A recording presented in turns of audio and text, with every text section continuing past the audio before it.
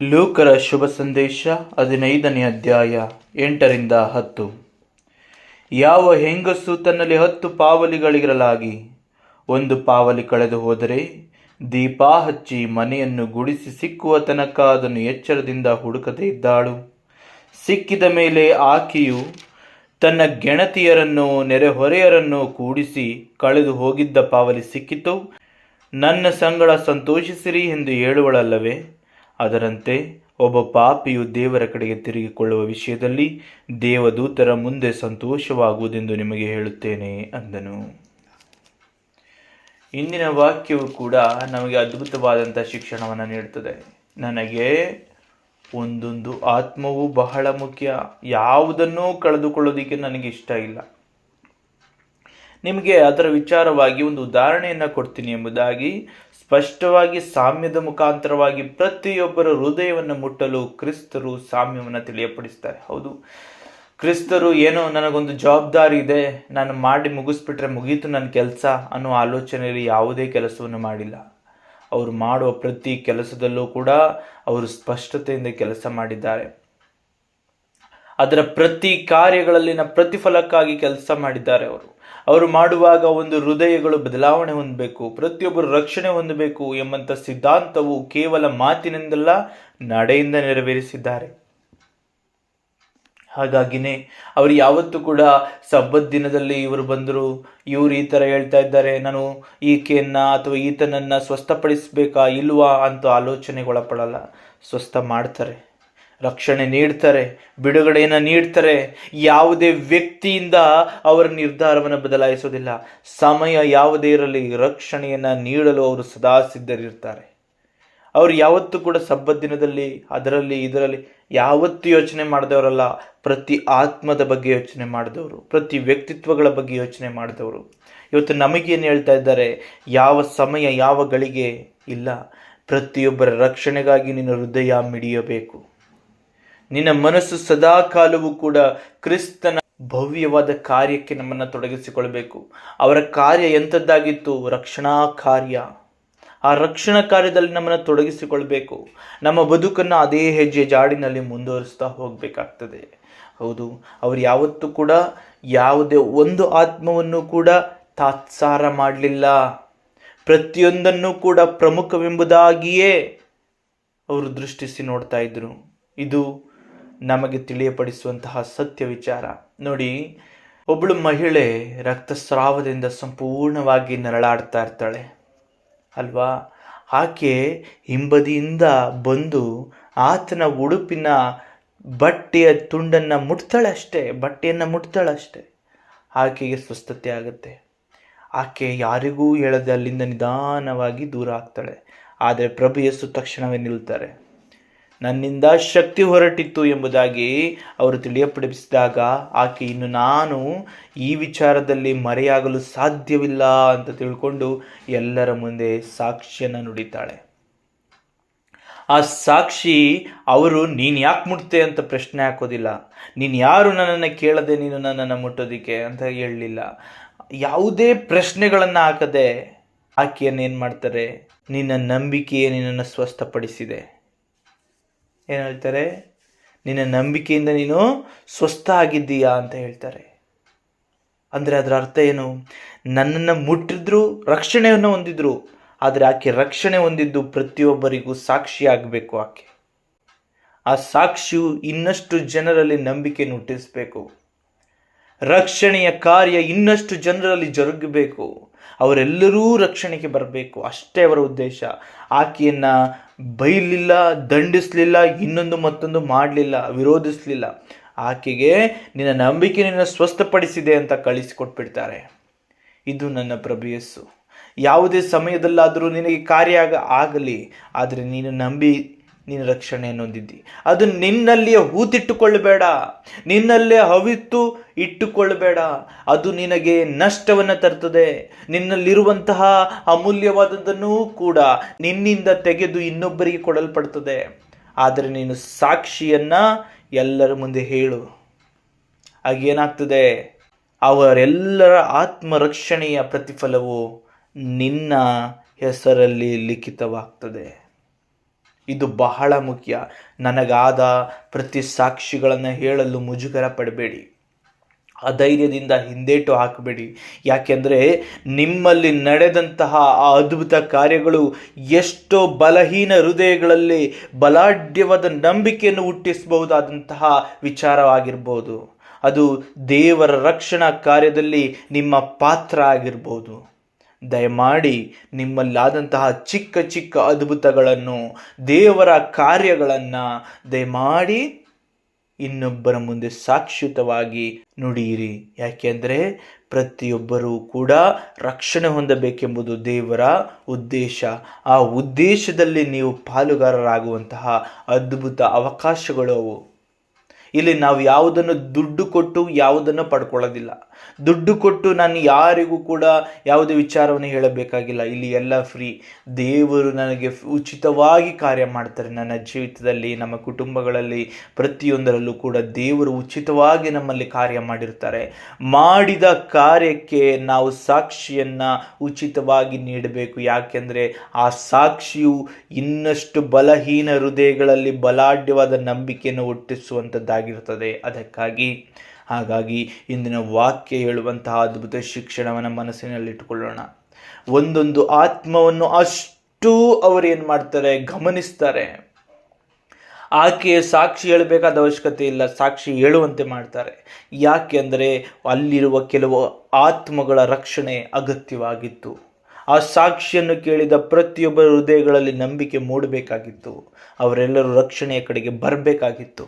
ಅಂದರೆ ಒಂದೊಂದು ಆತ್ಮದ ರಕ್ಷಣೆಗೆ ಯಾರ ಉಪಯೋಗ ಮುಖ್ಯವಾಗಿದೆಯೋ ಅವರನ್ನೆಲ್ಲ ಉಪಯೋಗಿಸ್ತಾರೆ. ಯಾಕೆಂದರೆ ದೇವರು ಇಡೀ ಲೋಕದ ರಕ್ಷಣೆಗಾಗಿಯೇ ಪ್ರಭು ಯೇಸುವನ್ನು ಕಳಿಸಿಕೊಟ್ಟಿದ್ದು. ಅದಕ್ಕಾಗಿ ಪ್ರಭು ಯೇಸು ಎಲ್ಲೂ ಕೂಡ ತಮಗೆ ಸಿಕ್ಕ ಸಮಯವನ್ನು ವ್ಯರ್ಥಪಡಿಸಲಿಲ್ಲ.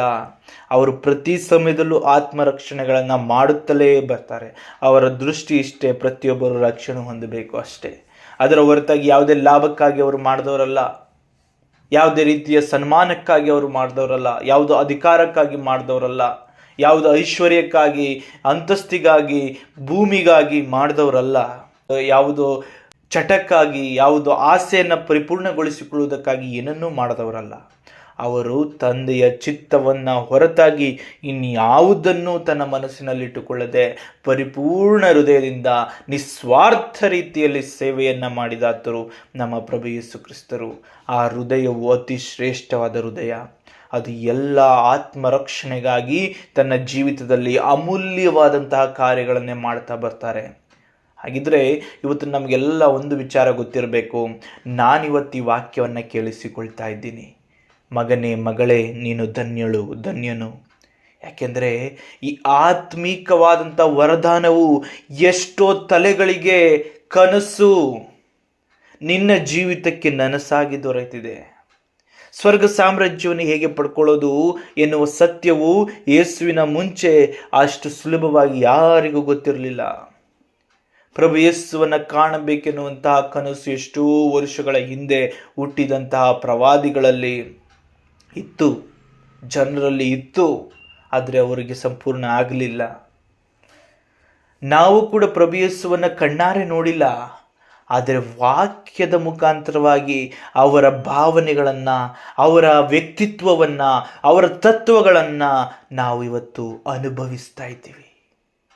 ನೋಡದೆ ನಂಬುವವರು ಧನ್ಯರು ಎನ್ನುವಂತಹ ಧನ್ಯತಾ ಜೀವಿತವು ನಮಗಾಗಿಯೇ ನಮ್ಮ ಬಳಿಗೆ ಬರ್ತಾ ಇದೆ. ಇದು ನಮ್ಮ ಸೌಭಾಗ್ಯ. ಹಾಗಿದ್ರೆ ಪ್ರಭು ಯೇಸು ತಾನು ಬರುವ ಮುನ್ನವೂ ಕೂಡ ವಾಕ್ಯವಾಗಿ ತಂದೆಯಿಂದ ಹೊರಡಲ್ಪಟ್ಟು ಸಂಪೂರ್ಣ ಕಾರ್ಯವನ್ನು ನೆರವೇರಿಸ್ತಲೇ ಬರ್ತಾ ಇದ್ರು.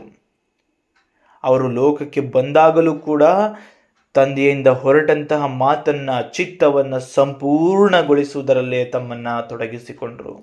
ಇವತ್ತಿಗೂ ಕೂಡ ಅವರು ತಂದೆಯ ಬಳಿಯಲ್ಲಿದ್ದರೂ ಕೂಡ ಇವತ್ತಿಗೂ ನಮಗಾಗಿ ಭಿನ್ನಯಿಸುತ್ತಾ ಕರ್ತನ ರಕ್ಷಣಾ ಕಾರ್ಯದಲ್ಲಿ ಪರಿಪೂರ್ಣವಾಗಿ ಕಾರ್ಯವನ್ನು ಮಾಡುತ್ತಲೇ ಇದ್ದಾರೆ. ಆದುದರಿಂದಲೇ ಇವತ್ತು ಈ ವಾಕ್ಯವು ನಮ್ಮ ಬಳಿಗೆ ಬಂದಿದೆ. ಈ ಆತ್ಮ ನಾವೇನಿದ್ದೀವಿ, ನಾವೆಲ್ಲರೂ ರಕ್ಷಣೆ ಹೊಂದಬೇಕೆಂಬಂಥ ಒಂದೇ ಉದ್ದೇಶದಿಂದ ಈ ವಾಕ್ಯಗಳು ನಮ್ಮ ಬಳಿಗೆ ಬರ್ತಾ ಇದ್ದಾವೆ. ಪ್ರಭು ಯೇಸು ಯಾವುದೇ ಆತ್ಮವನ್ನು ಕಳೆದುಕೊಳ್ಳೋದಕ್ಕೆ ಇಷ್ಟಪಡಲ್ಲ. ಪ್ರತಿಯೊಬ್ಬರು ರಕ್ಷಣೆ ಹೊಂದಬೇಕು ಅಂತ ಈ ಪರಿಶುದ್ಧವಾದ ಪರಿಪೂರ್ಣ ವಾಕ್ಯವನ್ನು ನಮ್ಮ ಕುಟುಂಬಗಳಲ್ಲಿ, ನಮ್ಮ ಮನಗಳಲ್ಲಿ, ನಮ್ಮ ಕಿವಿಗಳಲ್ಲಿ, ನಮ್ಮ ಹೃದಯಗಳಲ್ಲಿ ಮುಟ್ಟಿಸ್ತಾ ಇದ್ದಾರೆ. ಅವರಿಗೆ ಕೋಟಿ ಸ್ತೋತ್ರ. ಹಾಗಿದ್ದರೆ ವಾಕ್ಯ ನಮಗೆ ಎಂಥ ಅದ್ಭುತವಾದ ಶಿಕ್ಷಣವನ್ನು ನೀಡಲು ಬಯಸ್ತಾ ಇದೆ, ಯಾವ ಬದಲಾವಣೆಯನ್ನು ನನ್ನಲ್ಲಿ ಬಯಸ್ತಾ ಇದೆ, ಯಾವ ರೀತಿಯಲ್ಲಿ ನಾನು ಜೀವಿಸಬೇಕು ಅಂತ ಕರೆ ನೀಡ್ತಾ ಇದೆ ಎಂಬುದಾಗಿ ನೋಡೋಣ. ಇಲ್ಲಿ ವಾಕ್ಯ ಹೇಳ್ತದೆ, ಯಾವ ಹೆಂಗಸು ತನ್ನಲ್ಲಿ 10 ಪಾವಲಿಗಳಿರಲಾಗಿ 1 ಪಾವಲಿ ಕಳೆದು ಹೋದರೆ ದೀಪ ಹಚ್ಚಿ ಮನೆಯನ್ನು ಗುಡಿಸಿ ಸಿಕ್ಕುವ ತನಕ ಅದನ್ನು ಎಚ್ಚರದಿಂದ ಹುಡುಕದೆ ಇದ್ದಾಳು. ಯಾರಾದರೂ ಇದ್ದಾರಾ? ಈಗ ನಮ್ಮ ಹತ್ರ ಇರದೇ 10 ರೂಪಾಯಿ, ಒಂದೊಂದು ರೂಪಾಯಿಗಳ ನಾಣ್ಯಗಳು 10 ಇದ್ದಾವೆ ನಮ್ಮ ಹತ್ರ. 1 ರೂಪಾಯಿ ಕಳೆದೋಯ್ತು, ಹೋದ್ರೆ ಹೋಯ್ತು ಅಂತೀನಾ? ಇರದೇ 10 ರೂಪಾಯಿ, ಅದರಲ್ಲಿ 1 ರೂಪಾಯಿ ಕಳೆದೋದ್ರು ನಾನು ಹುಡುಕ್ತೀನಿ. ಯಾಕೆಂದರೆ ಕಷ್ಟಪಟ್ಟು ದುಡ್ದಿದ್ದೀನಿ, ಕಷ್ಟಪಟ್ಟು ದುಡ್ದಿದ್ದಕ್ಕೆ ಸಿಕ್ಕ ಸಂಬಳ ನನಗೆ 10 ರೂಪಾಯಿ. 10 ರೂಪಾಯಿ ಕೂಡ 1 ರೂಪಾಯಿಗಳ ನಾಣ್ಯವೇ. ಆ ನಾಣ್ಯಗಳ 1 ರೂಪಾಯಿಗಳು ಸೇರಿನೇ 10 ರೂಪಾಯಿ ಆಗಿದೆ. ಅದರಲ್ಲಿ ಒಂದೇ ಒಂದು ನಾಣ್ಯ ಕಳೆದೋದ್ರೂ ಕೂಡ ನಾನು ಬಿಡಲ್ಲ, ಹುಡುಕ್ತೀನಿ, ಗಂಟೆ ಹುಡುಕ್ತೀನಿ. ಯಾಕೆ ಅಂದರೆ ಅದರ ಪರಿಶ್ರಮ ನನಗೆ ಗೊತ್ತು. ಹಾಗಾದರೆ ಪ್ರಭು ಯೇಸುವಿಗೆ ಯಾವ ಪರಿಶ್ರಮ ಇದೆ? ಪ್ರಭು ಯೇಸು ಯಾಕೆ ನನ್ನಂಥ ಆತ್ಮಗಳಿಗೆ ಅಷ್ಟು ಕಷ್ಟಪಟ್ಟು ಹುಡುಕಿ ನಮ್ಮ ಬಳಿಗೆ ಬರ್ತಾ ಇದ್ದಾರೆ? ಯಾಕೆ? ನಾವು ನಮ್ಮ ಹಣವನ್ನು, ನಾವು ಕಷ್ಟಪಟ್ಟು ಪಡೆದಂಥ ಹಣವನ್ನು ಉಳಿಸಿಕೊಳ್ಳೋದಕ್ಕೆ ನೋಡ್ತಾ ಇದ್ದೀವಿ. ಆದರೆ ಪ್ರಭು ಯೇಸು ಏನಕ್ಕೆ ಉಳಿಸಿಕೊಳ್ಬೇಕು ಅಂತ ನೋಡ್ತಾ ಇದ್ದಾರೆ ಅಂದರೆ ತಂದೆಯಾದ ಚಿತ್ತಕ್ಕಾಗಿ, ತಂದೆ ದೇವರ ಚಿತ್ತಕ್ಕಾಗಿ. ತಂದೆಗೆ ಏನು ಆಸೆ ಗೊತ್ತಾ? ನನ್ನ ಸೃಷ್ಟಿ ಎಲ್ಲವೂ ರಕ್ಷಣೆ ಹೊಂದಬೇಕು ಅನ್ನೋದು ತಂದೆ ಚಿತ್ತ. ಅಪ್ಪನ ಮಗ ಎಷ್ಟು ಪ್ರೀತಿಸ್ತಾನೆ ಗೊತ್ತಾ? ಅಪ್ಪ ಅಂದ್ಕೊಂಡಿದ್ದಾರೆ ಇದಾಗಬೇಕು ಅಂತ, ನಾನು ಅದನ್ನು ಮಾಡ್ತೀನಿ. ನಮ್ಮ ಅಪ್ಪ ಸಂತೋಷವಾಗಿರಬೇಕು, ನಮ್ಮ ಅಪ್ಪನ ಹೆಸರು ಯಾವಾಗಲೂ ಶಾಶ್ವತವಾಗಿ ಸ್ತುತಿ ಸ್ತೋತ್ರಕ್ಕೆ ಯೋಗ್ಯವಾಗಿರಬೇಕು, ಅವ್ರಿಗೆ ಯಾವಾಗಲೂ ಮಹಿಮೆ ಸಲ್ತಾ ಇರಬೇಕು ಅಂತ ಅಷ್ಟು ಪ್ರೀತಿಯಿಂದ ತಂದೆಗೋಸ್ಕರ ಎಲ್ಲವನ್ನ ಮಾಡ್ತಾರೆ ನನ್ನ ಪ್ರಭು ಯೇಸು ಕ್ರಿಸ್ತರು. ಪ್ರಭು ಯೇಸುವಿನ ಜೊತೆಗಿರುವ ಪ್ರತಿಯೊಬ್ಬರಿಗೂ ಕೂಡ ಅವರನ್ನು ಕಳೆದುಕೊಂಡು ಜೀವನ ಮಾಡೋದಕ್ಕೆ ಬರಲ್ಲ.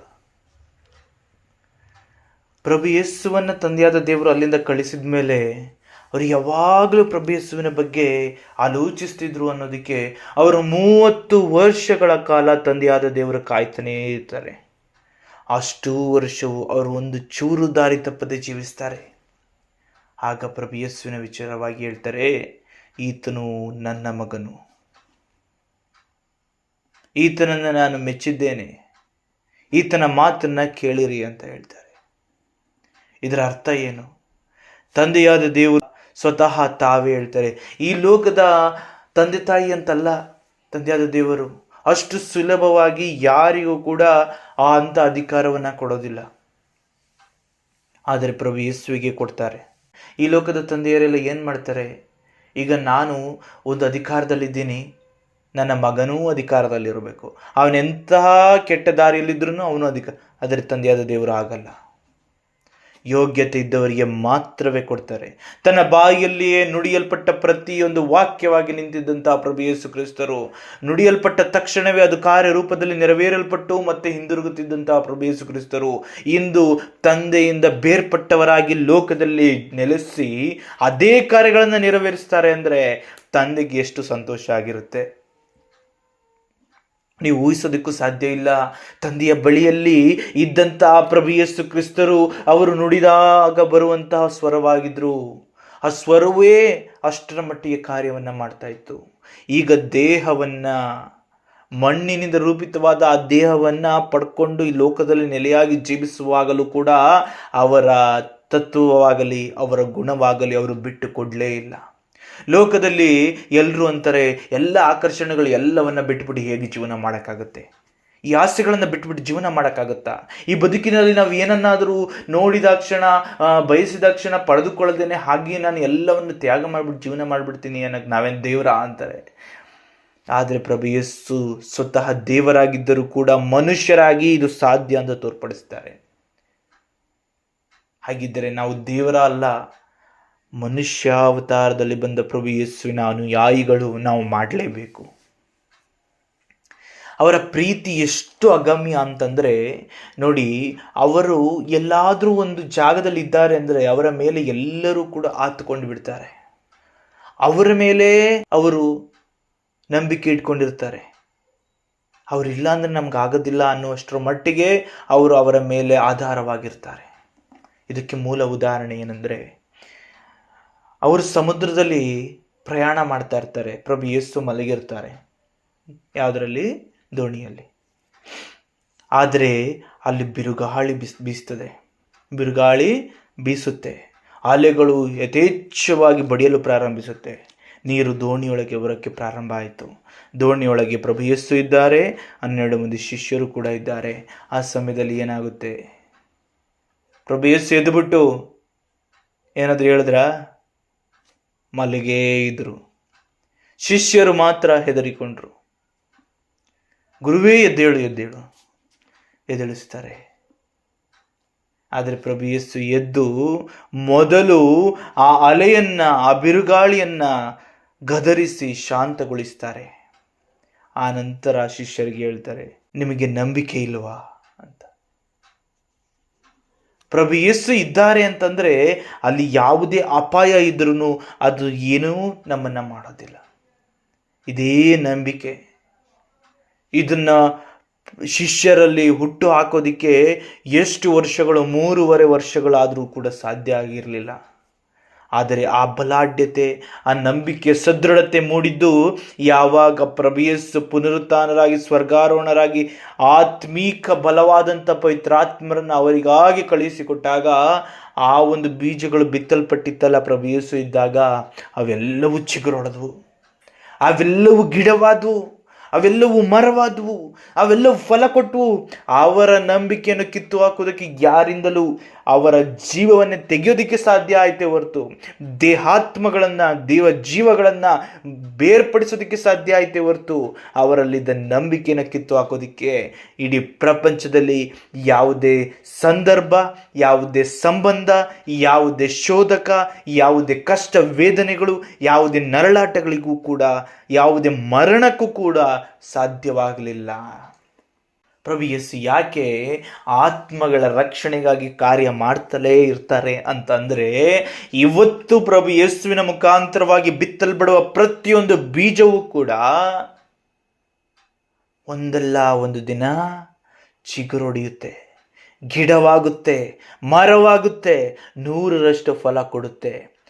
ಆಗ ಅದರ ಬೇರು ಯಾರು ಕೀಳಲಾರದಂತಹ, ಯಾರು ಅಲುಗಾಡಿಸಲಾರದಂತಹ ಭದ್ರವಾದಂತಹ ಮರವಾಗಿ ಬೆಳೆದಿರುತ್ತೆ.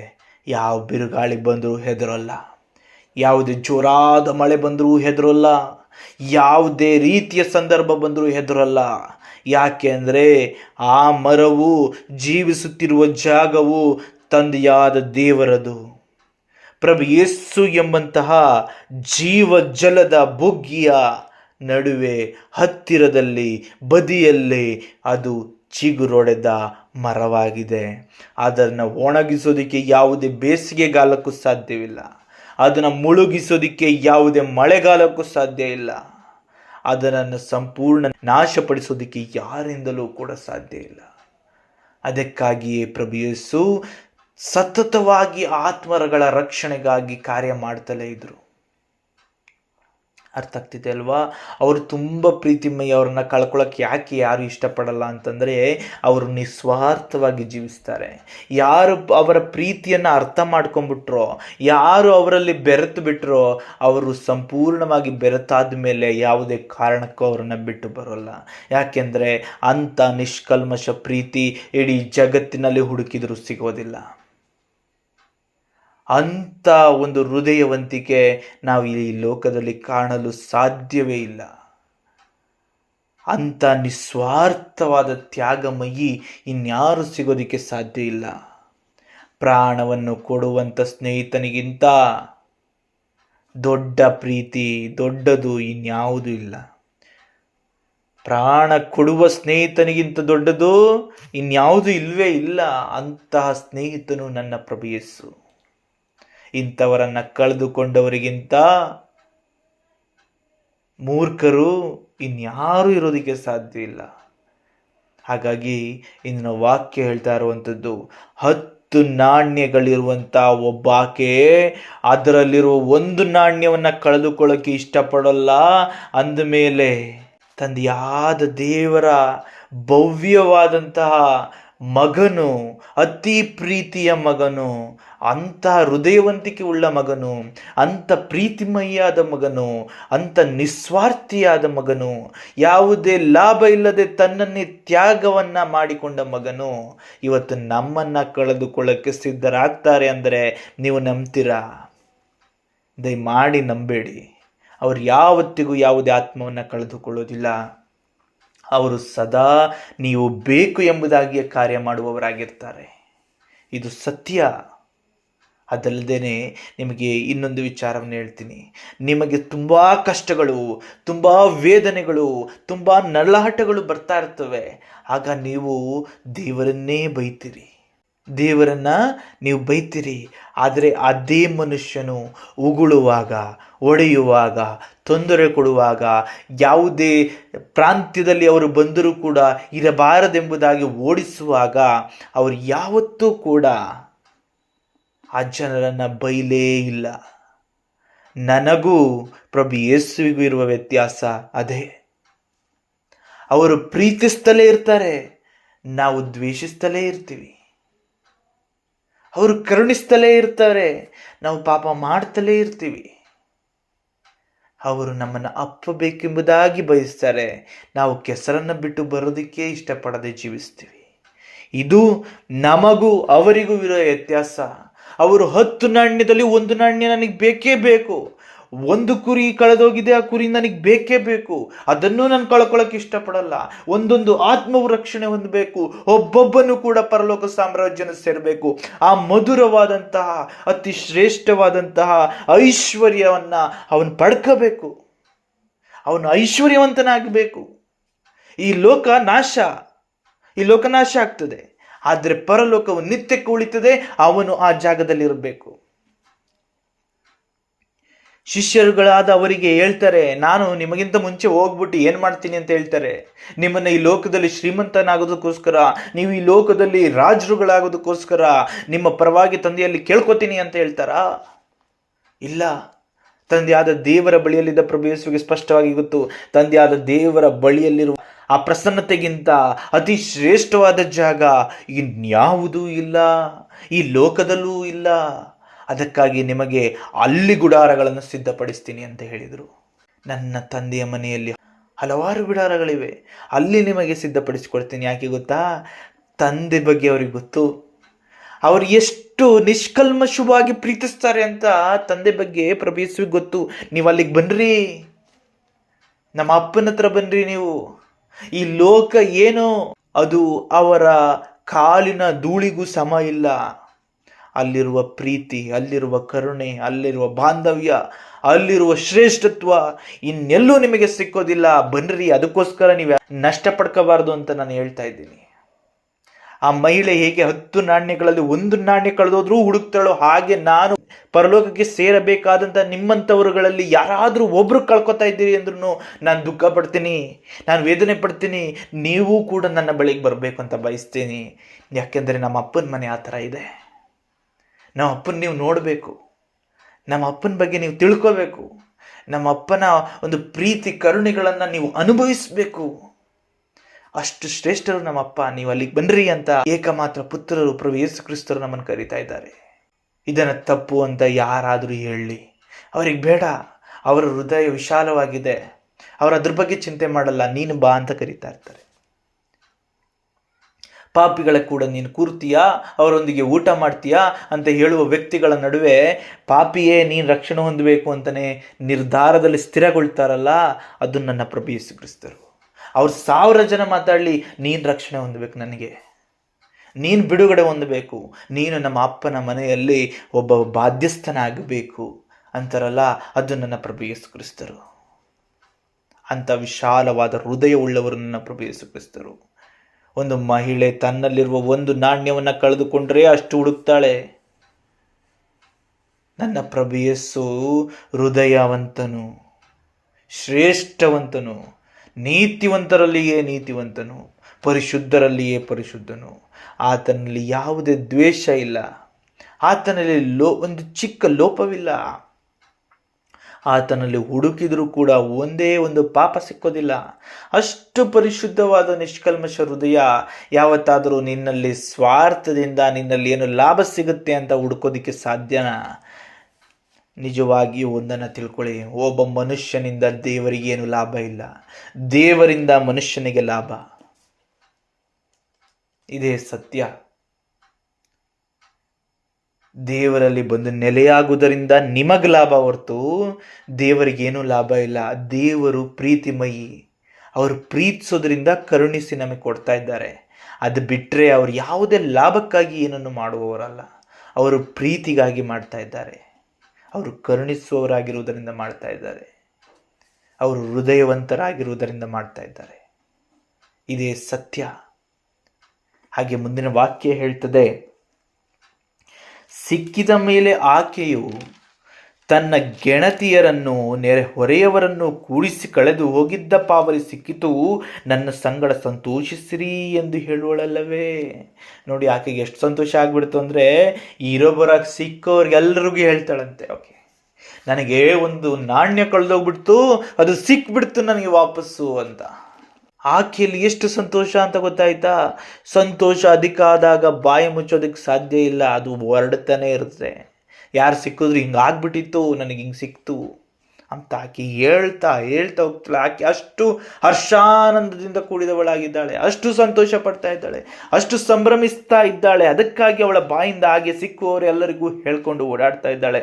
ಅದರಂತೆ ಒಬ್ಬ ಪಾಪಿಯು ದೇವರ ಕಡೆಗೆ ತಿರುಗಿಕೊಳ್ಳುವ ವಿಷಯದಲ್ಲಿ ದೇವದೂತರ ಮುಂದೆ ಸಂತೋಷವಾಗುವುದೆಂದು ನಿಮಗೆ ಹೇಳುತ್ತೇನೆ ಅಂದನು.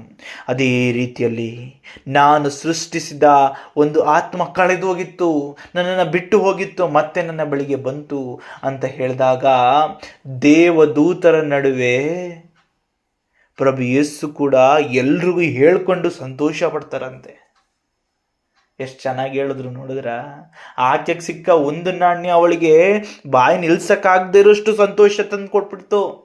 ಆಕೆ ಹೋಗಿ ಸಿಕ್ಕಿದವ್ರಿಗೆಲ್ರಿಗೂ ಹೇಳ್ತಾಳೆ, ನನಗೊಂದು ನಾಣ್ಯ ಕಳೆದೋಗಿತ್ತು ಸಿಕ್ಬಿಡ್ತು, ನನಗೊಂದು ನಾಣ್ಯ ಕಳೆದೋಗಿತ್ತು ಸಿಕ್ತು ಅಂತ.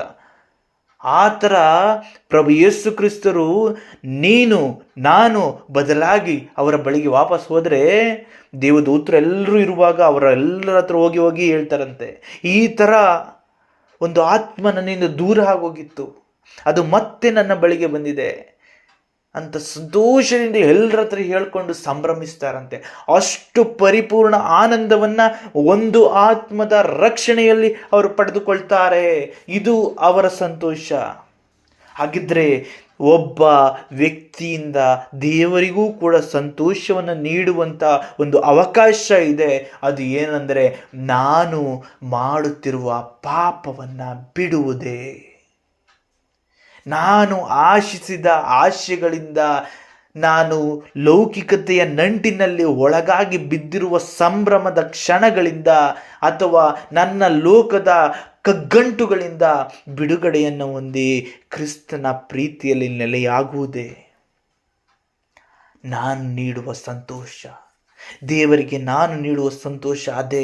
ನಾನು 100ಕ್ಕೆ 100 ಪ್ರತಿಫಲವನ್ನು ತಂದೆಗೆ ಕೊಡ್ತಾ ಇದ್ದೀನಿ, ನಾನು ಎಲ್ಲವನ್ನ ದಾನ ಮಾಡ್ತೀನಿ ಅಂದ್ರೂ ನಿನ್ನ ಹೃದಯದಲ್ಲಿ ಪಾಪವಿದ್ರೆ ನೀನು ಮಾಡಿದ್ದೆಲ್ಲವೂ ಶೂನ್ಯ. ಆದರೆ ದೇವರು ಸೃಷ್ಟಿಸಿದಾಗ ಇದ್ದಂತಹ ನಿನ್ನ ಪರಿಶುದ್ಧ ಆತ್ಮವು ಈ ಲೋಕದಲ್ಲಾದಂಥ ಕೆಲವು ಘಟನೆಗಳಿಂದ, ಕೆಲವು ವಾತಾವರಣದ ಬದಲಾವಣೆಯಿಂದ, ವ್ಯಕ್ತಿತ್ವಗಳಿಂದ ಆದ ನಿನ್ನಲ್ಲಿನ ಬದಲಾವಣೆಯಿಂದ ಆದಂತಹ ದುಷ್ಟಾತ್ಮವಾಗಿ ಬದಲಾಗಿತ್ತಲ್ಲ, ಅದು ಮತ್ತೆ ಪವಿತ್ರವಾದ ಆತ್ಮವಾಗಿ ಬದಲಾಗುತ್ತಲ್ಲ, ಆಗ ತಂದೆಯಾದ ದೇವರು ತುಂಬ ಸಂತೋಷಿಸ್ತಾರೆ. ಹಾಗಾಗಿ ನನ್ನ ಬದಲಾವಣೆಯನ್ನೇ ಬಯಸುತ್ತಿರುವ ನನ್ನ ಪ್ರಭು ಯೇಸುವಿಗೆ ಸ್ತೋತ್ರ. ನಾನೂ ಕೂಡ ತಂದೆಯ ಆ ಪರಲೋಕ ಸಾಮ್ರಾಜ್ಯದಲ್ಲಿ ಭಾಗಿಯಾಗಬೇಕೆಂಬಂತಹ ಹಂಬಲವನ್ನು ಹೊಂದಿರುವ ಪ್ರಭು ಯೇಸುವಿಗೆ ಸ್ತೋತ್ರ. ನನ್ನಂಥ ಅಲ್ಪನಾದ ಆತನೂ ಕೂಡ ಬದಲಾವಣೆಯನ್ನು ಹೊಂದಿದರೆ ಆತನು ಅಷ್ಟು ಸಂಭ್ರಮ ಪಡ್ತಾರಲ್ಲ, ಆ ಸಂಭ್ರಮ ಪಡುವ ನನ್ನ ಪ್ರಭು ಯೇಸುವಿಗೆ ಸ್ತೋತ್ರ. ನಿಜವಾಗಿಯೂ ಇವತ್ತಿನ ವಾಕ್ಯ ನಿಮಗೆಲ್ಲರಿಗೂ ಕೂಡ ಸಂತೋಷವನ್ನು ತಂದಿಲ್ವಾ? ಹೌದಲ್ವಾ? ಯಾಕೆ ಸಂತೋಷ ತಂತು ಗೊತ್ತಾ? ತಂದೆಯ ಪರಿಶುದ್ಧವಾದಂತಹ ಮನಸ್ಸು, ಏನೂ ಕಲ್ಮಶವಿಲ್ಲದ ಮನಸ್ಸು. ಯಾರೇನಾದರೂ ಹೇಳಿ, ನೀನು ನನ್ನ ಹತ್ರ ಬಾರೋ, ಪ್ಲೀಸ್ ನೀನು ನನ್ನ ಹತ್ರ ಬಾ, ನಮ್ಮ ಅಪ್ಪನ ನೋಡು, ನಮ್ಮ ಅಪ್ಪನಲ್ಲಿರೋ ಸಂತೋಷ ತಿಳ್ಕೊ, ಅವ್ರ ಹತ್ರ ತಿಳ್ಕೊಂಬಿಟ್ರೆ ನೀನು ಮತ್ತೆ ವಾಪಸ್ ಹೋಗೋದಿಲ್ಲ. ನೀನು ಮಾಡ್ತಾ ಇರೋದೆಲ್ಲ ಆ ಬೆಂಕಿಗೋಸ್ಕರ, ನೀನು ಮಾಡ್ತಾ ಇರೋದೆಲ್ಲ ಆ ಒಣಗೋಗೋದಕ್ಕೋಸ್ಕರ ನೀನು ಮಾಡ್ಕೋತಾ ಇದೀಯಾ. ಒಣಗಿ ಹೋದ ವ್ಯಕ್ತಿಗಳಿಗೆ ಪರಲೋಕದಲ್ಲಿ ಎಂಟ್ರಿ ಇಲ್ಲ. ದಯಮಾಡಿ ನೀನು ಅದನ್ನು ಮಾಡಬೇಡ. ನೀನು ಹೋಗಿ ಯಾಕೆ ಬೆಂಕಿಗಾಗಿ ಸಿದ್ಧ ಆಗ್ತಾ ಇದೀಯಾ? ಬೇಡ, ಮಾಡಬೇಡ. ಬಾ, ನೀನು ಇಲ್ಲಿ ಕಷ್ಟ ಆದರೂ ಪರವಾಗಿಲ್ಲ, ನನ್ನ ಹಿಂದೆ ಬಂದ್ಬಿಡು. ನಾನು ಬಂದಿದ್ದೆ ನಿಮಗೆಲ್ಲ ದಾರಿ ತೋರ್ಸೋಕ್ಕೋಸ್ಕರ. ನಾನು ಬಂದಿದ್ದು ನಿಮ್ಗೆಲ್ರಿಗೂ ದಾರಿ ತೋರ್ಸೋಕ್ಕೋಸ್ಕರ. ನೀನು ಬಾ ಅಂತ ಹೇಳ್ತಾರೆ. ನೋಡಿ, ಒಂದು ದೊಡ್ಡ ಪ್ರಪಂಚ, ಆ ಪ್ರಪಂಚದಲ್ಲಿ ಎಲ್ಲರೂ ಸಂಭ್ರಮದಿಂದ ಬದುಕ್ತಾ ಇರ್ತಾರೆ. ಒಂದು ಸಾರಿ ಭೂಕಂಪ ಆಗ್ಬಿಡುತ್ತೆ, ಎಷ್ಟೋ ಜನ ಒಳಗೆ ನುಗ್ಗಿ ಬಿದ್ದೋಗಿರ್ತಾರೆ. ಎಲ್ಲ ಭೂಮಿಯ ಅಸ್ಥಿವಾರವೆಲ್ಲವೂ ಕದಲಿದ್ರಿಂದ ಯಾರ್ಯಾರು ಎಲ್ಲೆಲ್ಲಿ ಹೋಗಿ ಸೇರ್ಕೊಂಡಿದ್ದಾರೆ ಯಾರಿಗೂ ಗೊತ್ತಿಲ್ಲ. ಅವರೆಲ್ಲರೂ ಕೂಡ ಅಲ್ಲೇ ನರಳಾಡ್ತಾ ಇದ್ದಾರೆ, ಊಟ ನೀರು ಏನು ಇಲ್ಲದೆ ನರಳಾಡ್ತಾ ಇದ್ದಾರೆ. ಆಗ ಒಬ್ಬ ವ್ಯಕ್ತಿ ಮೇಲಿನಿಂದ ದಾರದಿಂದ ನಿಧಾನವಾಗಿ ಅವರ ಬಳಿಗೆ ಇಳಿತಾನೆ. ಇಳಿಯುವಾಗ ಆತನು ಕರೆಕ್ಟಾಗಿ ಅದೇ ಜಾಗವನ್ನು ನೋಡಿಕೊಂಡು ನಿಧಾನವಾಗಿ ಇಳಿತಾನೆ. ಇಳಿದಾಗ ಅಲ್ಲಿ 10 ಜನರು ಏನಾಗಿರ್ತಾರೆ, ಸಿಕ್ಕಾಕೊಬಿಟ್ಟಿರ್ತಾರೆ. ಆಗ ಅವ್ರಿಗೆ ಹೇಳ್ತಾನೆ, ನೋಡಿ, ಇಲ್ಲೊಂದು ದಾರ ನಾನು ಬಿಟ್ಟಿದ್ದೀನಿ. ಏನು ಮಾಡಿದ್ದೀನಿ? ಇಲ್ಲೊಂದು ದಾರ ಬಿಟ್ಟಿದ್ದೀನಿ. ಈ ದಾರಕ್ಕೆ ಪ್ರತಿ ಕಡೆಯೂ ಗಂಟುಗಳಿವೆ. ಆ ಗಂಟನ್ನು ಹಿಡ್ಕೊಂಡು ನೀವು ನಿಧಾನವಾಗಿ ಮೇಲೆ ಬನ್ನಿ, ನೀವು ರಕ್ಷಣೆ ಹೊಂದ್ಕೊತೀರಿ ಅಂತ ಹೇಳಿಬಿಟ್ಟು ಅವನು ಮೊದಲು ಎಲ್ಲರಿಗೂ ಕಳಿಸೋದಕ್ಕೆ ನೋಡ್ತಾನೆ. ಯಾರು ಹೋಗೋಕ್ಕೆ ಒಪ್ತಾ ಇಲ್ಲ, ಹೆದರ್ತಾ ಇದ್ದಾರೆ. ಎಲ್ಲಿ ನಾನು ಮತ್ತೆ ಮೇಲೆತ್ತುವಾಗ ಮತ್ತೆ ನಾನೇನಾದರೂ ಬಿದ್ದು ಬಿಟ್ರೆ, ಮತ್ತೆ ಭೂಕಂಪ ಆಗಿಬಿಟ್ರೆ ಅನ್ನೋ ಭಯ. ಆ ಭೂಕಂಪದ ಭಯ ಅಷ್ಟು ತೀವ್ರವಾಗಿದೆ. ಆಗ ಆ ವ್ಯಕ್ತಿ ಹೇಳ್ತಾನೆ, ನಾನೇ ಮೊದಲು ಹೋಗ್ತೀನಿ, ನೀವು ಹೆದರಬೇಡಿ, ನಾನೇ ಮೊದಲು ಹೋಗ್ತೀನಿ, ನನ್ನ ಹಿಂದೆ ನೀವು ಬನ್ನಿರಿ ಅಂತ. ಆಗ ಆ ವ್ಯಕ್ತಿ ನಿಧಾನವಾಗಿ ಹತ್ತಿ ಬನ್ನಿ ನನ್ನ ಹಿಂದೆ ಅಂತ ಹೇಳ್ತಾ ಹತ್ತುತ್ತಾ ಮೇಲೆ ಹೋಗ್ಬಿಡ್ತಾನೆ. ಆದರೂ ನಂಬಿಕೆ ಇಲ್ಲದ ಎಷ್ಟೋ ಜನ ಅಲ್ಲೇ ಉಳಿತಾರೆ. ನಂಬಿಕೆ ಉಳ್ಳ ಕೆಲವರು ಮಾತ್ರ ಆ ವ್ಯಕ್ತಿಯನ್ನು ನಂಬಿಕೊಂಡು ಮೇಲೆ ಬರ್ತಾರೆ. ಮೇಲೆ ಬಂದವರು ಮತ್ತೆ ಆ ಗುಂಡಿಗೆ ಹೋಗೋಕೆ ಇಷ್ಟಪಡ್ತಾ ಇಲ್ಲ. ಮತ್ತೆ ಆ ಗುಂಡಿ ಒಳಗೆ ಹೋಗೋಕೆ ಇಷ್ಟಪಡ್ತಾ ಇಲ್ಲ. ಗುಂಡಿಯಲ್ಲಿರೋರಿಗೆ ಮೇಲೆ ಬರೋಕ್ಕೆ ಇಷ್ಟ ಆಗ್ತಾ ಇಲ್ಲ. ಅರ್ಥ ಆಗ್ತಿದೆಯಾ? ಇದೇ ಆಗ್ತಾ ಇರುವಂಥದ್ದು. ಈ ಲೋಕದಲ್ಲಿ ನಾವು ಏನಾಗ್ಬಿಡ್ತೀವಿ ಅಂದರೆ, ಪರಿಶುದ್ಧತೆಯ ಆ ಮುಗ್ಧ ಹೃದಯವನ್ನು ಇಟ್ಟುಕೊಂಡು ತಾಯಿಯ ಗರ್ಭದಿಂದ ನಾವು ಈ ಲೋಕಕ್ಕೆ ಬರ್ತೀವಿ, ಹೌದಲ್ವಾ? ಬಂದ ಮೇಲೆ ನಾವೆಲ್ಲರೂ ಕೂಡ ಲೋಕದ ಆಶೆಗಳು, ಲೋಕದ ಎಲ್ಲ ರೀತಿಯ ಪಾಪಕೃತ್ಯಗಳು ಎಲ್ಲವುಗಳಿಗೂ ಆಕರ್ಷಿತರಾಗಿ ಆ ಆಕರ್ಷಣೆ ಎಂಬಂತಹ ಭೂಕಂಪದೊಳಗಿಂದ ನಾವೇನಾಗ್ತಾ ಇದ್ದೀವಿ, ಗುಂಡಿಯೊಳಗೆ ಬಿದ್ದೋಗ್ತಾ ಇದ್ದೀವಿ. ಈಗ ನಮ್ಮನ್ನು ರಕ್ಷಿಸೋದಕ್ಕೋಸ್ಕರ ಬರ್ತಾ ಇರುವ ಒಬ್ಬ ವ್ಯಕ್ತಿ ಅಂತಂದರೆ ಇನ್ಯಾರು ಅಲ್ಲ, ಅದು ಪ್ರಭು ಯೇಸು ಕ್ರಿಸ್ತರೊಬ್ಬರೇ. ಅವರು ಬಂದು ನಮಗೆ ಹೀಗೇ ಹೋಗಬೇಕು, ಈಗ ಹೋಗೋದ್ರಿಂದ ನೀವು ಮತ್ತೆ ಆ ಪರಿಶುದ್ಧವಾದಂತಹ ಹೃದಯದೊಂದಿಗೆ ಜೀವಿಸೋದಕ್ಕೆ ಸಾಧ್ಯ ಅಂತ ಹೇಳ್ಕೊಡ್ತಾ ಇದ್ದಾರೆ. ಈಗ ನಾವೇನು ಮಾಡಬೇಕು? ಯಾರು ನನಗೆ ಹೊರಗಡೆ ಹೋಗೋದಕ್ಕೆ ಹೇಳ್ಕೊಡ್ತಾ ಇದ್ದಾರೋ ಅವರನ್ನು ನಂಬಬೇಕು. ಫಸ್ಟ್ ನಂಬಿ ಅವರು ದಾರ ಹಿಡ್ಕೊಂಡು ಮೇಲೆ ಹೋಗಿದ್ದಾರೆ ಅಂದರೆ ನಾನು ಕೂಡ ಹೋಗ್ಬೋದು ಅನ್ನೋದನ್ನು ತಿಳ್ಕೊಳ್ಬೇಕು, ನಿರ್ಧರಿಸಬೇಕು ನಾನು ಹೋಗ್ತೀನಿ ಅಂತ. ಆ ನಂತರ ನೀನು ಒಂದು ಸಾರಿ ಅವರ ಹಿಂದೆ ಹೋಗಿ ಗುರಿಯನ್ನು ತಲುಪಿಬಿಟ್ರೆ ಮತ್ತೆ ನೀನು ಯಾವುದೇ ಕಾರಣಕ್ಕೂ ಆ ಗುಂಡಿಯಲ್ಲಿ ಬೀಳೋದಕ್ಕೆ ಇಷ್ಟಪಡೋಲ್ಲ. ಮತ್ತೆ ನೀನು ಆ ಪಾಪವನ್ನು ಇಷ್ಟಪಡಲ್ಲ. ಮತ್ತೆ ನೀನು ಆ ಲೋಕದ ಐಶ್ವರ್ಯಗಳನ್ನು, ಚಟಗಳನ್ನು ಯಾವುದನ್ನು ಇಷ್ಟಪಡಲ್ಲ. ಯಾಕೆಂದರೆ ಪ್ರಭು ಯೇಸುವಿನ ಪ್ರೀತಿ ಅಂತಹ ಅಮೋಘವಾದಂಥದ್ದು. ಆದ್ದರಿಂದ ಹೊರಬರೋದಕ್ಕೆ ಸಾಧ್ಯನೇ ಇಲ್ಲ. ನೋಡಿ, ಮಕ್ಕಳನ್ನು ತಂದೆ ತಾಯಿಗಳು ಬೆಳೆಸ್ತಾ ಇರ್ತಾರೆ. ಆ ಮಕ್ಕಳು ಏನಾಗ್ತಾರೆ, ಒಂದು 6-7ನೇ ಕ್ಲಾಸಿಗೆ ಬರ್ತಾರೆ ಅಂದ್ಕೊಳ್ಳಿ. 6-7ನೇ ಕ್ಲಾಸಿಗೆ ಬಂದ ಗಂಡು ಮಕ್ಕಳನ್ನು ನೀವೇನಾದರೂ ದಂಡಿಸ್ಬಿಟ್ಟು ಬದಲಾಯಿಸ್ಬಿಡ್ತೀನಿ ಅಂತಂದರೆ ಅದು ಕನಸು. ಆದರೆ ನೀವು ಆ ಗಂಡು ಮಕ್ಕಳನ್ನು ಸಂಪೂರ್ಣವಾಗಿ ಪ್ರೀತಿಸ್ಬಿಟ್ಟು ನಿಮ್ಮ ಹಿಡಿತದಲ್ಲಿ ಇಟ್ಕೊಂಡ್ರಿ ಅಂತ ಅಂದ್ಕೊಳ್ಳಿ. ಆ ಪ್ರೀತಿಯ ಶಕ್ತಿ ಏನು ಗೊತ್ತಾ? ಆ ಪ್ರೀತಿ ಒಂದು ಸಂಪೂರ್ಣವಾದ ಹೊಸ ಪ್ರಪಂಚವನ್ನು ಸೃಷ್ಟಿಸಿರುತ್ತೆ. ನಮ್ಮಮ್ಮ, ನಮ್ಮಪ್ಪ ಅಂತಂದರೆ ಏನೋ ಒಂದು ಅಭಿಲಾಷೆ ಅವರಲ್ಲಿ ಮೂಡಿಬಿಡುತ್ತೆ. ಅವು ಇನ್ಯಾವತ್ತಿಗೂ ಕೂಡ ನೀವು ಹೇಳಿದ್ರೂ ಹೇಳದೆ ಹೋದರೂ ನಿಮ್ಮ ಹೆಸರಿಗೆ ಅಪಕೀರ್ತಿ ಬರುವ ಕಾರ್ಯವನ್ನು ಯಾವತ್ತೂ ಮಾಡಲ್ಲ. ಅದೇ ನೀವು ದಂಡಿಸಿ ಮಾಡ್ತಾ ಹೋಗಿ ನೀವು ಇಲ್ಲದೇ ಇದ್ದಾಗ ಏನೋ ಒಂದು ಪಾಪ ಮಾಡಿಬಿಟ್ಟು ನಿಮ್ಮ ಹೆಸರನ್ನು ಹಾಳು ಮಾಡಾಕ್ಬಿಡ್ತಾರೆ. ಅರ್ಥ ಆಯ್ತಾ? ಆದರೆ ಪ್ರಭು ಯೇಸು ಎನ್ನುವಂತಹ ಆ ತಂದೆ ತಾಯಿಯ ಭಾವನೆಯನ್ನು ನಮ್ಮಲ್ಲಿ ಮೂಡಿಸುವ ನನ್ನ ಪ್ರಭು ಯೇಸು ಕ್ರಿಸ್ತರು, ಅವರಲ್ಲಿ ನಾನು ನೆಲೆಯಾಗ್ಬಿಟ್ರೆ, ಅವರ ಮನೆಯಲ್ಲಿ ನಾನು ಹೋಗಿ ಸೇರಿಕೊಂಡು ಅವರ ಭಾವನೆಗಳಿಗೆ, ಅವರ ಪ್ರೀತಿಗೆ, ಅವರ ಅಮೋಘವಾದ ಅಪ್ಪುಗೆಗೆ ನಾನು ಶರಣಾಗಿಬಿಟ್ರೆ, ನಾನು ಏನೇ ತಲೆ ಕೆಳಗೆ ಕಾಲ ಮೇಲೆ ಮಾಡಿದ್ರು ಪಾಪ ಮಾಡೋದಕ್ಕೆ ಸಾಧ್ಯನೇ ಇಲ್ಲ. ಇಲ್ಲಿ ಯಾವುದೇ ಭಯವನ್ನುಟ್ಟಿಸಿ ನಮ್ಮನ್ನು ಪ್ರಭು ಯೇಸು ಕರೆಯೋದಿಲ್ಲ, ಪ್ರೀತಿಸಿ ನಮ್ಮನ್ನು ಕರೀತಾರೆ. ಇದೇ ಅವರ ಕಾರ್ಯ. ಅವರು ಯಾರಿಗಾದ್ರೂ ಕೂಡ ಒಡೆದು ಬಡ್ದು ನೀನು ಹೀಗೆ ಜೀವನ ಮಾಡಬೇಕು ಅಂತ ಹೇಳಿಕೊಟ್ರು ಅಂತ ಎಲ್ಲಾದರೂ ಬರೆಯಲ್ಪಟ್ಟಿದೆಯಾ? ಯಾವತ್ತೂ ಕೂಡ ಅವ್ರು ಹೊಡೆಯಲ್ಲ, ಯಾವತ್ತು ಯಾರಿಗೂ ಫೋರ್ಸ್ ಮಾಡಲ್ಲ, ಅವ್ರಿಗೆ ಹೇಳ್ತಾರಷ್ಟೇ. ಅದರಲ್ಲಿ ಅವರ ಸತ್ಯವು ಎಷ್ಟೋ ಹೃದಯಗಳನ್ನು ಪರಿಶುದ್ಧವಾದಂಥ ಜೀವಿತದಲ್ಲಿ ನೆಲೆಯಾಗಿಸ್ತದೆ. ಇದು ಸತ್ಯ. ಆ ವ್ಯಕ್ತಿತ್ವಗಳು 10 ಜನರಲ್ಲಿ ಕೆಲವು ಜನ ಮಾತ್ರ ಮೇಲೆ ಬಂದರು ನೋಡಿ. ಆ ಜನರು ಬಂದಾದ ಮೇಲೆ ಅಲ್ಲಿನ ವಾತಾವರಣದಲ್ಲಿ ಅವರು ಜೀವಿಸಿದ ಮೇಲೆ ಮತ್ತೆ ಆ ಗುಂಡಿಯಲ್ಲಿ ಬಿದ್ದು ನರಳಾಡೋದಕ್ಕೆ ಅವರು ಇಷ್ಟಪಡೋದಿಲ್ಲ. ಹೌದಲ್ವಾ? ಅದೇ ರೀತಿಯಲ್ಲಿ ಯಾರ್ಯಾರು ಪ್ರಭು ಯೇಸುವಿನ ಪ್ರೀತಿಯಲ್ಲಿ ನೆಲೆಗೊಂಡು ಬಿಡ್ತಾರೋ ಅವರು ಯಾವತ್ತಿಗೂ ಕೂಡ ಮತ್ತೆ ಈ ಪಾಪ ಕೃತ್ಯಗಳಿಗೆ ಬಿದ್ದು ಹೋಗೋದಕ್ಕೆ ಇಷ್ಟಪಡೋದೇ ಇಲ್ಲ. ಇದನ್ನೇ ಈ ವಾಕ್ಯ ತಿಳಿಯಪಡಿಸುವಂಥದ್ದು. ಒಂದು ನಾಣ್ಯದ ಸಂತೋಷವು ಆಕೆಯಲ್ಲಿ ಎಲ್ಲರ ಜೊತೆಗೆ ಹೋಗಿ ಹೇಳಿಕೊಳ್ಳುವಷ್ಟರ ಮಟ್ಟಿಗೆ ಸಂಭ್ರಮವನ್ನು ತಂತು. ನನ್ನಂಥ ವ್ಯಕ್ತಿಯು ಆ ಒಬ್ಬ ಪ್ರಭು ಯೇಸುವನ್ನು ನಂಬಿ ಅವರ ಹಿಂದೆ ಹೋಗಿ ರಕ್ಷಣೆಯನ್ನು ಹೊಂದ್ಕೊಂಡು ಬಿಟ್ಟರೆ ಆ ಪ್ರಭು ಯೇಸು ಕೂಡ ನಮ್ಮಲ್ಲಿ ಅಷ್ಟು ಸಂತೋಷ ಪಡ್ತಾರೆ. ಆ ಸಂತೋಷದಲ್ಲಿ ನಾವು ಬೆರೆತೋದಾಗ, ಅವರ ಪ್ರೀತಿಯಲ್ಲಿ ನಾವು ಬೆರೆತೋದಾಗ ನಾವು ಕೂಡ ಇನ್ನೆಂದಿಗೂ ತಿರುಗಿ ಬಾರದಂತಹ ಒಂದು ಅದ್ಭುತ ಜೀವಿತವನ್ನು ಹೊಂದಿಕೊಳ್ತೀವಿ. ಇದೇ ಸತ್ಯವಾದ ವಾಕ್ಯ. ಹಾಗಾಗಿ ಇಂದಿನ ವಾಕ್ಯ ಹೇಳುವಂಥ ಈ ಸತ್ಯಾಂಶಗಳನ್ನು ಮನಸ್ಸಿನಲ್ಲಿ ಇಟ್ಕೊಳ್ಳೋಣ. ನನ್ನ ತಂದೆ ಅಷ್ಟು ಪ್ರೀತಿಸ್ತಾರೆ, ನನ್ನ ಪ್ರಭು ಯೇಸು ಅಷ್ಟು ಪ್ರೀತಿಸ್ತಾರೆ. ಇದ್ದ ಎಲ್ಲ ದೇವದೂತರ ಬಳಿಯಲ್ಲಿಯೂ ಹೋಗಿ ಹೇಳ್ಕೊಂಡು ಬಂದು ಸಂತೋಷಿಸ್ತಾರೆ, ಸಂಭ್ರಮಿಸ್ತಾರೆ ಅಂದರೆ ನನ್ನ ಬಗ್ಗೆ ಎಷ್ಟು ಆಶೆಯನ್ನು ಹೊಂದಿದ್ದಾರೆ ಎಂಬುದನ್ನು ಅರ್ಥೈಸಿಕೊಳ್ಳ್ರಿ. ನಿಮ್ಮ ಬಗ್ಗೆ ಪ್ರತಿಯೊಬ್ಬರ ಬಗ್ಗೆಯೂ ಕೂಡ ಅವರು ತುಂಬ ಆಶೆಯನ್ನು ಹೊಂದಿಕೊಂಡಿದ್ದಾರೆ. ನೀವು ಹೋದರೆ, ನೀವು ಅವರ ಪ್ರೀತಿಯಲ್ಲಿ ಬೆರೆತು ಹೋದರೆ ಮತ್ತೆಂದಿಗೂ ಕೂಡ ಹಿಂದೆ ಬರೋದಿಲ್ಲ. ಇದು ಸತ್ಯ. ಹಾಗಾಗಿ ಇಂದಿನ ವಾಕ್ಯವನ್ನು ಮನಸ್ಸಿನಲ್ಲಿಟ್ಟು ನಾವು ತಂದೆಯಲ್ಲಿ ಪ್ರಾರ್ಥಿಸೋಣ. ದೇವ, ನಿನ್ನ ಪ್ರೀತಿಯ ಪರಿಪೂರ್ಣವಾದಂತಹ ವಿಚಾರವನ್ನು ಅರ್ಥ ಮಾಡಿಕೊಳ್ಳಲು ನಮ್ಮ ಹೃದಯಗಳನ್ನು ಬಲಪಡಿಸಿರಿ, ನಮ್ಮ ಹೃದಯಗಳನ್ನು ತೆರೆಯಿರಿ ಎಂಬುದಾಗಿ ಪ್ರಾರ್ಥಿಸೋಣ. ನಿಜವಾಗಿಯೂ ಅವರನ್ನೊಬ್ಬರನ್ನ ಅರ್ಥ ಮಾಡಿಕೊಂಡ್ರೆ ನಾವು ಇಡೀ ಲೋಕವನ್ನೇ ಜಯಿಸ್ತೀವಿ. ಇಡೀ ಲೋಕದ ಎಲ್ಲ ಕಟ್ಟುಪಾಡುಗಳಿಂದ, ಎಲ್ಲ ಸಂಕೋಲೆಗಳಿಂದ ಬಿಡುಗಡೆಯನ್ನು ಹೊಂದುತ್ತೇವೆ. ಆಮೇನ್.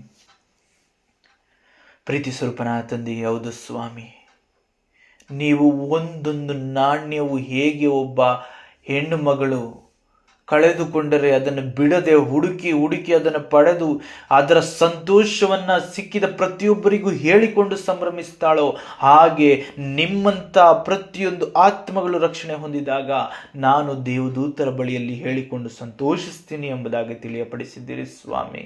ನೀವು ಅಷ್ಟು ನಮ್ಮನ್ನು ಪ್ರೀತಿಸ್ತೀರಿ, ಅಷ್ಟು ನಮಗಾಗಿ ಹಂಬಲಿಸ್ತಾ ಇದ್ದೀರಿ ಎಂಬುದನ್ನು ತಿಳಿಯಪಡಿಸಿದ್ದೀರಿ. ನಾವೇನಾದರೂ ನಿಮ್ಮ ಪ್ರೀತಿಯನ್ನು ಸಂಪೂರ್ಣವಾಗಿ ಅರಿತು ನಿಮ್ಮಲ್ಲಿ ನೆಲೆಯಾದರೆ ಇನ್ನೆಂದಿಗೂ ಕೂಡ ನಾವು ಹಿಂದಿರುಗಲಾರದಂತಹ ಒಂದು ಜೀವಿತವನ್ನು ಹೊಂದಿಕೊಳ್ತೀವಿ. ಅಂಥ ಸಂಭ್ರಮದ ಬದುಕು ನಮ್ಮದಾಗ್ತದೆ ಎಂಬುದಾಗಿ ಕರೆ ನೀಡಿದ್ದೀರಿ. ಹಾಗಾಗಿ ನಿಮ್ಮ ವಾಕ್ಯಗಳ ಮುಖಾಂತರವಾಗಿ ಪರಿಪೂರ್ಣವಾಗಿ ನಿಮ್ಮನ್ನು ಅರಿತು ನಿಮ್ಮ ಪ್ರೀತಿ ಬಾಂಧವ್ಯದಲ್ಲಿ ನೆಲೆಯಾಗಿ ನಿಮ್ಮೊಂದಿಗೆ ಜೀವಿಸುವ ಬಾಂಧವ್ಯದ ಜೀವಿತವನ್ನು ಹೊಂದಿಕೊಂಡು ಜೀವಿಸಲು ನಮಗೆ ನೆರವಾಗಿರಿ ಸ್ವಾಮಿ. ಎಲ್ಲ ಸಮಯದಲ್ಲಿಯೂ ಎಲ್ಲ ವೇಳೆಯಲ್ಲಿಯೂ ನಮ್ಮೊಂದಿಗೆ ಇದ್ದು ನಮ್ಮನ್ನು ನಡೆಸಿರಿ. ನಮ್ಮ ಆಲೋಚನೆ, ಚಿಂತನೆ, ಮಾತು, ನಡೆ, ನುಡಿಗಳಲ್ಲೆಲ್ಲ ನಮಗೆ ಸತ್ಯಾರ್ಥಗಳನ್ನು ಅರಿಯ ಮಾಡಿ ನಮ್ಮನ್ನು ಸಂಪೂರ್ಣವಾಗಿ ಪರಿಪೂರ್ಣತೆಗೆ ತಂದು ನಿಮ್ಮ ಆಶ್ರಯದಲ್ಲಿ ಸುರಕ್ಷಿತ ಜೀವಿತವನ್ನು ಹೊಂದಿಕೊಳ್ಳಲು ಕೃಪೆ ಮಾಡಿರಿ ಎಂಬುದಾಗಿ ಪ್ರಭು ಯೇಸುವೆ ನಿಮ್ಮನ್ನು ಪರಿಪೂರ್ಣ ಮನದಿಂದ ಪ್ರಾರ್ಥಿಸುತ್ತೇವೆ ತಂದೆಯೇ. ಆಮೇನ್.